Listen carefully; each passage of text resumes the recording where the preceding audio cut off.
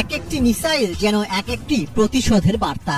শহীদদের প্রতিজ্ঞায় ইরানের বুকে যে আগ্নেয়গিরি জ্বলছে তাতেই যেন ছারখার হয়ে যাচ্ছে দখলদার ইসরায়েল। ইরানের মুহুর্মুহু মিসাইল হামলায় কেঁপে উঠছে ইসরায়েলের তেল আবিব, হাইফা সহ অন্যান্য শহর।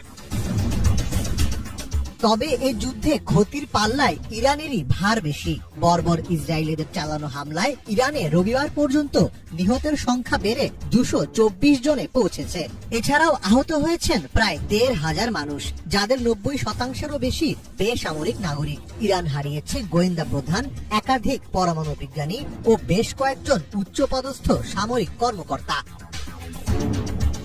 তবে নির্মম ক্ষত থেকেই জন্ম নেয় অনর প্রতিজ্ঞা, আর তাই এত সহজে হাল ছাড়তে রাজি নয় ইরান। কেননা ইরানের এই প্রতিশোধের আগুনে মিশে আছে নিপীড়িত গাজাবাসীর কান্না। ফলে দখলদার ইসরায়েলের বিরুদ্ধে এবার ইরান নিতে চায় পূর্ণমাত্রার প্রতিশোধ।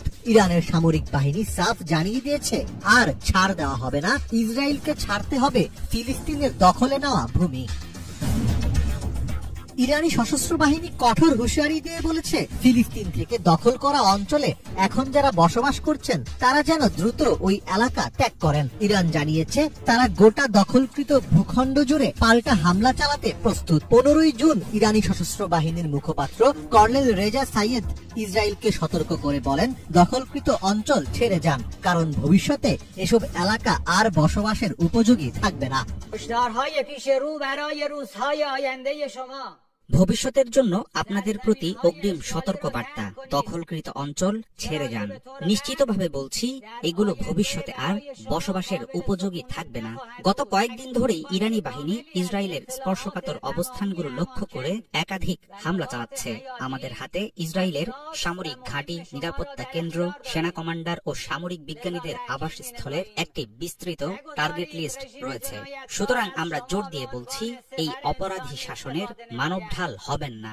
ভূগর্ভস্থ আশ্রয় কেন্দ্রেও আপনাদের নিরাপত্তা নিশ্চিত হবে না। সতর্কবার্তা উপেক্ষা করলে এর পরিণতি আরো ভয়াবহ হবে। ফিলিস্তিনিদের লক্ষ্য এবং প্রতিরোধকে সমর্থন করায় ইরানি নেতাদের ঐতিহাসিক এবং গুরুত্বপূর্ণ ভূমিকার প্রশংসা করেছে ফিলিস্তিনি স্বাধীনতাকামী গোষ্ঠী হামাস। হামাসের সশস্ত্র শাখা কাশেম ব্রিগেড তেহরানের প্রতি সমর্থন ঘোষণা করে একটি বিবৃতি জারি করেছে। গোষ্ঠীটি বলেছে, আমরা ইরান দেশটির নেতৃত্ব এবং তার জনগণের পাশে দাঁড়িয়েছি। ইরানের পাল্টা জবাব ইসরায়েলি দখলদারিত্বের ভিত্তিকে নাড়িয়ে দিয়েছে বলেও মন্তব্য করেছে হামাস। এদিকে ইরানের প্রতিশোধমূলক ক্ষেপণাস্ত্র ও ড্রোন হামলা ঠেকাতে বিশ্বের বিভিন্ন দেশের কাছে সহায়তা চেয়েছে ইসরায়েল। ইসরায়েলি সম্প্রচার সংস্থা কান জানিয়েছে, ইসরায়েল সরকার আনুষ্ঠানিকভাবে যুক্তরাজ্য ও ফ্রান্স সহ কয়েকটি দেশের কাছে অনুরোধ করেছে যেন তারা ইসরায়েলের দিকে নিক্ষেপ করা ইরানি ড্রোন ও ব্যালিস্টিক ক্ষেপণাস্ত্র